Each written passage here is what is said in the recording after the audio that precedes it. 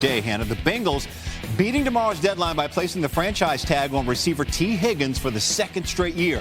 The team saying the move was made while the sides continue to discuss a long-term deal. Higgins would make $26.2 million next season on the tag. Senior NFL insider Adam Schefter with us now. Adam, what are you hearing about the likelihood the Bengals are going to get a long-term deal done with Higgins before the July 15th deadline? Jay, the Bengals have made it very clear that their intent is to try to re-sign T. Higgins to a long-term deal that at this time does not appear close to happening. And that raises the question, if the Bengals can't get a long-term deal done with the player that they want to re-sign, a player they've tagged for 2 straight years, would they then be willing to tag and trade him to another team that's willing to offer more than the Bengals have been so far? Clearly, the market for T. Higgins would be at least $30 million a year on average. The second franchise tag is worth $26.2 million.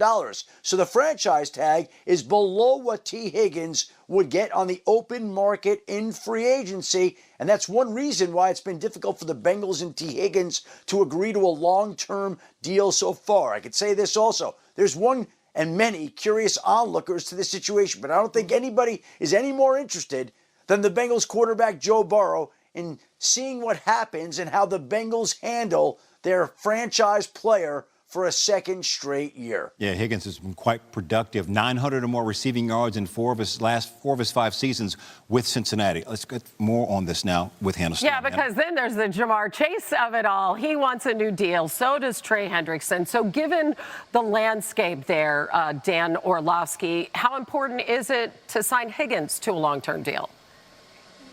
T. Higgins is a huge part of Cincinnati's offense. It's one of the best pass games, if not the best pass game in the NFL. But you win with teams. And as much as I love T. Higgins, his market and other teams' interest in him is going to be huge.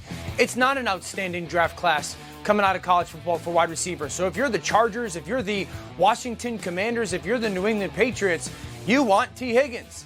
And it's hard for me to think that Cincinnati's going to be able to pay both Jamar Chase and him and Trey Hendrickson because of that market. The reality is this: the Bengals had an offense that was sensational last year, and they didn't get in because of their defense. So while he's an unbelievably important player, so is basically everybody else, the other 51 or 52 on their roster. And I think the Bengals have to sit there and say, if one of those teams comes that wants him, offers a decent trade value for him, and you like one of those players in the draft in the second or third round that might be able to produce or reproduce the size element that T brings in some capacity, you have to entertain that. Man, if you're going to spend all that money on offense, you better have a great young defense. That's not what they have at this point. You would have to hope for a picture-perfect draft, and they haven't had those either. All right, back with Dan in just a sec. But, Jay, another player could get tagged. Yeah, Hannah, the Vikings remain on the clock with a decision on Sam Darnold. The franchise tag would lock him in at over $40 million for 2025, or Minnesota could allow Darnold to enter free agency and hand the reins to second-year QB J.J. McCarthy.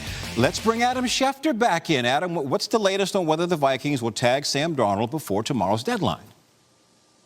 Well, Jay, here is the name and the player to watch leading up to Tuesday's 4 p.m. Eastern deadline. And the Vikings still are navigating the situation, trying to work it out. My belief, my sense is that they'd like to have Sam Darnold back in Minnesota, but not at the franchise number, which would be about $40 million. I think people across the league would be surprised if Sam Darnold ultimately winds up getting tagged. But that should not be confused with the idea that Minnesota clearly would like to find a way to bring Sam Darnold back to the Vikings for this upcoming season, with J.J. McCarthy coming off the torn meniscus knee injury that he went through last year that prevented him from playing. In a perfect world, they can figure out a deal that's fair for Sam Darnold, fair for the Vikings, bring him back, but it would not be under the franchise tag, which would be cost prohibitive for a team that's still looking to improve and make strides in the NFC North. So I think they want Sam Darnold back, but it would surprise me and many across the league if it wound up being with the franchise tag. Darnold last season with career highs in passing yards, touchdowns, and completion percentage. Adam Schefter, thank you much. Let's go back over to Hannah. Well, we have a bit of a nickname for Dan Orlovsky and Mina Kimes, too. We call them Sampathizers because they love Sam Darnold. How are you approaching this situation with the Vikings? What do you think is the best scenario? I think you have to start with the reuniting of both the team and the player. I mean, the player was sensational last year, 35 touchdowns. No quarterback has ever thrown for that many touchdowns and not returned to the team he did it for. There's always a number. There's a line of demarcation that as an organization that has an outstanding head coach and play caller in Kevin O'Connell and a young quarterback that they drafted, you sit there and go, we're going to be okay if we don't get this player back, but we still want him back. And I think, Hannah, the most interesting part of it is Sam Darnold. It's not necessarily the Vikings. Does Sam Darnold want to just chase as much money as he possibly can and leave the situation? Or does he sit back and go, you know what?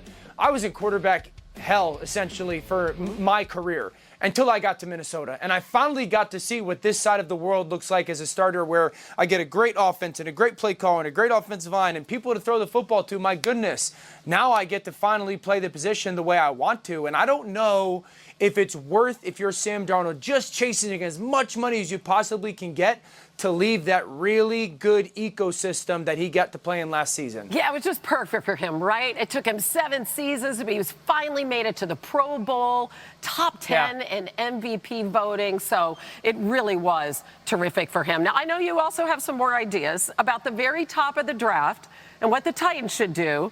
So hang tight, because first, we're going to go to PTI. All right, Wilbon, we're going to focus on your division in the NFL. Should the Vikings look to keep Sam Darnold?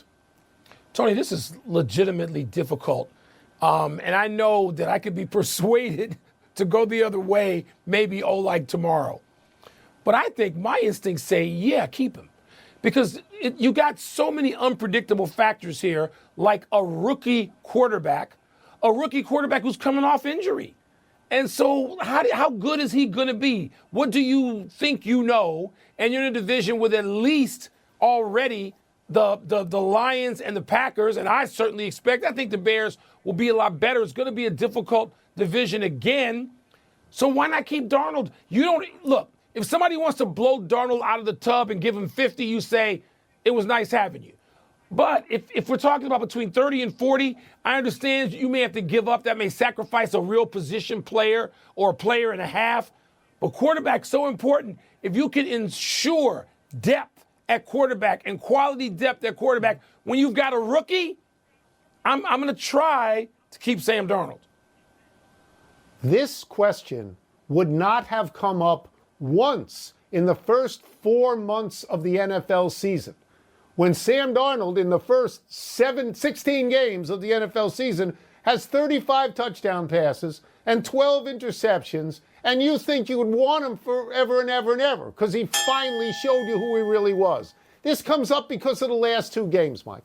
In the last 2 games, the Vikings lost those games. In the regular season finale against the Lions, they lost 31-9. He was 18 of 41, only 166 yards in 41 attempts. It's terrible. I mean, it's terrible. No touchdowns, no interceptions. The next game, a playoff game, they lose to the Rams, though they were the favored team. He goes 25 of 40 for 245, which isn't terrible. 1 touchdown and 1 pick. But in 2 very important games, his offense produced only 1 touchdown. So that's why this comes up at all. I am like you. I don't know that I would trust a rookie who didn't play a minute, who was hurt. I would, if I could keep him for 1 year. Not sign him to a 5-year deal. If I could keep him for 1 year to get a referendum on which is the real Sam Darnold, I would try to do that. I would. Well, you can always play with contracts in the NFL, which is what they do just magically. But yeah, Tony, it's such a position. If all of a sudden you look up at midseason and your rookie quarterback is not getting it done, then you go, oh, my God, what have we done? We let Sam Darnold go. We let a guy go who for 4 months was terrific. On the other hand, I know there's this danger that he could be, oh, my God, he lapsed into being Sam Darnold. What do we do now? Right. Here's what you do. Right. Keep them both and try to figure it out. That's it. Not my money. We're done. Back to you. I love that. My money. Busy around the NFL as the league year gets closer. Adam Schefter reporting the Super Bowl champion Eagles are releasing six-time Pro Bowl cornerback Darius Slay. With the move, Philly saving $4.3 million against the cap. The Bengals releasing offensive lineman Alex Kappa after 3 seasons with the team. Cincinnati freeing up $17.6 million that's needed for new deals for Jamar Chase, T. Higgins, and Trey Hendrickson. And Jeremy Fowler and Dan Graziano say the Cowboys will use the franchise tag on defensive tackle Osa Odigizua if a deal is not reached by tomorrow's deadline. He had career highs in sacks and tackles last season.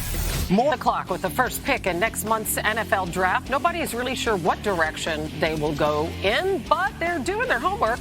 Top prospects Abdul Carter, Travis Hunter, Cam Ward, and Shedeur Sanders will be visiting the team starting later this week. So let's bring back Dan the Man Orlovsky alongside our NFL draft analyst Matt Miller. Matt, in your estimation, what makes the most sense for the Titans with that number 1 pick? And I think you have to go Abdul Carter, the defensive end from Penn State. I feel like I've been saying this for 2 months. I'm going to continue to say it as long as the Titans own this pick. Carter is the best player in this draft, in my estimation. What he does at a premium position, let's not forget that. Outside of quarterback, the second most important position in football, he is an elite prospect at 250 pounds. He's still learning the position after playing linebacker for 2 years. You can put him right on the edge of your defensive line. He can go make plays for you. And for the Tennessee Titans, you have Jeffrey Simmons. Let's take a strength and turn it into an even bigger strength with those two lining up side by side. I know they need a quarterback. I don't think this is the year to go get one at number 1 overall. Carter is the best player in this draft. Yeah, Matt, if I'm Tennessee, I'm taking Cam Ward, and I'm excited about it. I really am. I think Cam Ward is a little bit undervalued, and I think that going back to last year and all the quarterbacks we talked about, he's kind of in that number 4 world, maybe number 5 world, which still would be a top 8 pick.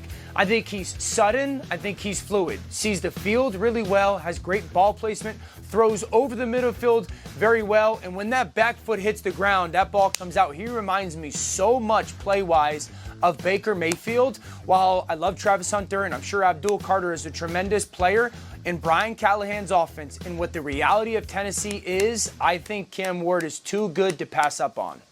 Will be interesting to see exactly what Tennessee does. Okay, Matt, back to you. You were just at the NFL Combine. Which players improved their draft stock the most, in your opinion? Oh, my gosh. This was such a great combine. One of the best that I've ever seen, honestly. And